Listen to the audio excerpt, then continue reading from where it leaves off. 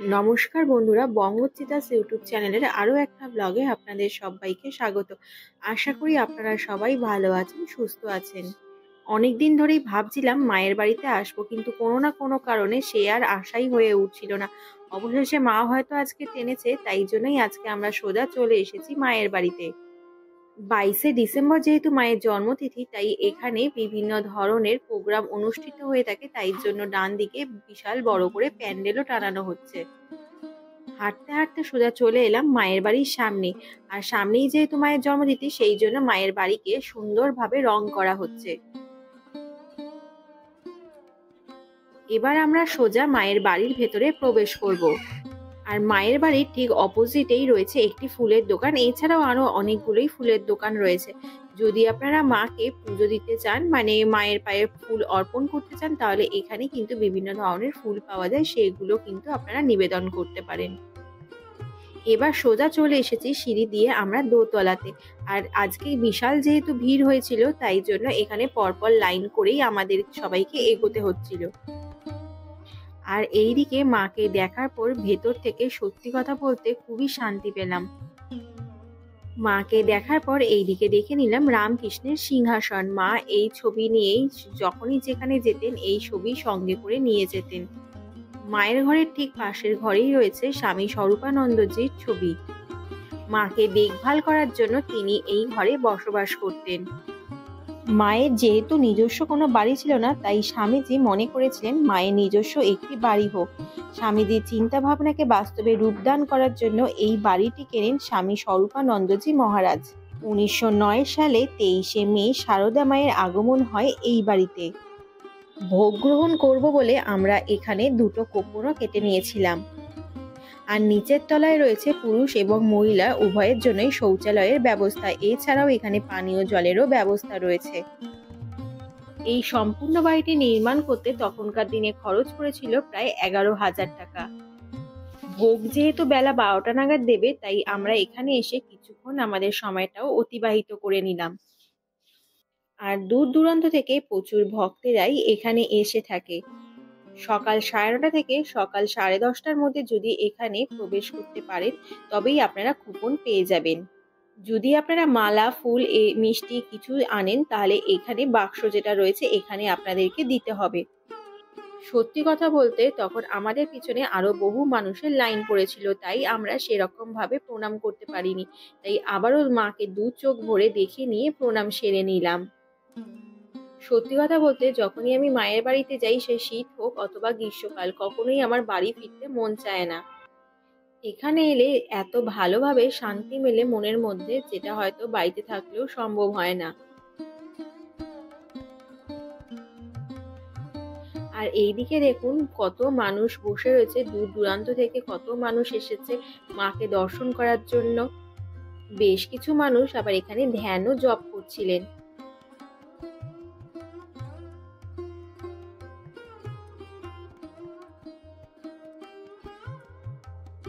ওপর থেকে দেখলে মায়ের বাড়ির চাতালের অংশটা ঠিক এরকমটাই লাগে। আর এখানে এত মানুষের সমাগম দেখছেন, এটা হচ্ছে ভোগ বিতরণের জন্য লাইন পড়ছিল। আর এখানে যাদের পায়ের অসুবিধা রয়েছে তাদের জন্য টেবিল চেয়ারে বসিয়ে খাওয়ার ব্যবস্থাও রয়েছে। আর এইদিকে দেখছি ক্রমশ আস্তে আস্তে ভিড় জমছিল, তাই আমিও মা মিলে এখানে দাঁড়িয়ে বেশ কিছুক্ষণ ধরেই সময়টা কাটালাম। আর সময়টা কাটাতে আমাদের এখানে কিন্তু বেশ ভালো লাগছিল। আর এখানে দেখতে দেখতে আমরা সময়টা কাটিয়ে নিচে চলে এলাম। আর এদিকে এত মানুষের ভিড় হয়েছিল, মানে চোখ বলার মতো নয়। আরো বহু মানুষ বাইরেও দাঁড়িয়েছিলেন। আর এইদিকে যত মানুষের ভিড় দেখতেন, সব মানুষরাই কিন্তু দুপুরবেলায় প্রসাদ গ্রহণ করবেন। আর সবচেয়ে ভালো হলো এখানে জুতো রাখার জন্য একটা শু স্ট্যান্ড রয়েছে, তার জন্য কোনো রকমের মূল্য লাগে না। যে সমস্ত মানুষ মাঠে বসে খেতে পারেন না, তাদের জন্য পাশের বিল্ডিং এ, মানে যেখানে চেয়ার টেবিল রয়েছে, সেখানে তাদেরকে নিয়ে যাওয়া হয়েছে। আর বেশ কিছু মানুষ যেখানে যোগানন্দ হল রয়েছে সেখানে চলে গেছে। এবার আমরা যোগানন্দ হলে জায়গা পাইনি বলে আমাদের পাশে আরো একটি বিল্ডিং রয়েছে, সেখানে আমাদেরকে নিয়ে আসা হয়েছে। তবে প্রত্যেকটি জায়গাতেই চেয়ার টেবিলেরও মোটামুটি ব্যবস্থা রয়েছে, কম হোক অথবা বেশি। আর এইদিকে একে একে সমস্ত ধরনেরই প্রসাদ চলে এলো। প্রসাদের মধ্যে ছিল প্রথমে মাকে দেওয়া যে মেন ভোগ থাকে সেটা, মানে একটু অন্ন একটু ভাজা, আর তারপরে সোজা চলে এলো খিচুড়ি। সত্যি কথা বলতে বাড়িতে যতভাবেই খিচুড়ি হোক অথবা যে কোনো রকমের রান্নাই হোক না কেন বানানো হয়, তবে ভোগের মতো রান্না কোনো রকমই কিন্তু বাড়িতে হয় না, আর সেই স্বাদও পাওয়া যায় না। খিচুড়ির পর সোজা চলে এলো সাদা ভাত, আর ছিল 2 রকমের তরকারি। মায়ের বাড়িতে একটা খুব ভালো বিশেষ ব্যবস্থা রয়েছে, একদিকে পুরুষ এবং একদিকে মহিলাদের খাবার ব্যবস্থা করা হয়েছে। তবে আমরা যে সেকেন্ড ফ্লোরে বসেছিলাম, এখানে সমস্ত জায়গায় কিন্তু মহিলাদেরই বসার ব্যবস্থা ছিল। একে একে সমস্ত ধরনের ভোগই চলে আসছে আমাদের সামনে।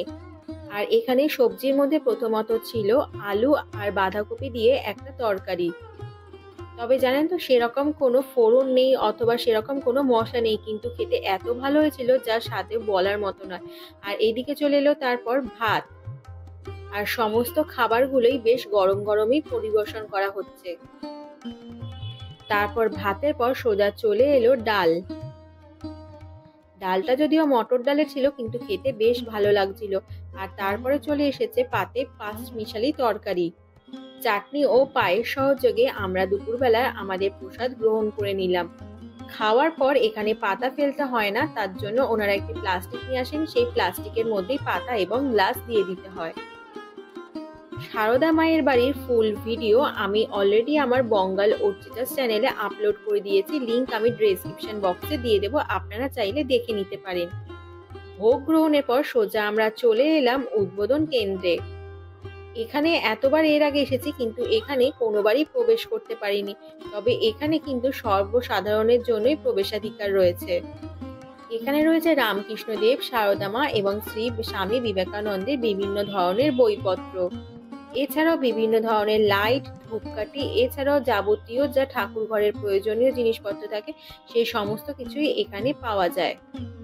তারপরে এই উদ্বোধন কেন্দ্র ঘোরার পরে আমরা সোজা আবার বেরিয়ে পড়লাম আমাদের বাড়ির উদ্দেশ্যে। তবে আজকে যে মায়ের বাড়িতে আসতে পারবো সেটা আমি ভাবতেই পারিনি, কারণ এতটা ঠান্ডার মধ্যে সকালবেলা উঠে স্নান করাটা আমার পক্ষে খুবই কষ্টকর ছিল। তবে কথায় বলে না, মা না টানলে হয়তো মায়ের কাছে আসা সম্ভব হতো না। মা টেনেছিল বলেই আজকে তার দ্বারগোড়ায় আসতে পেরেছি।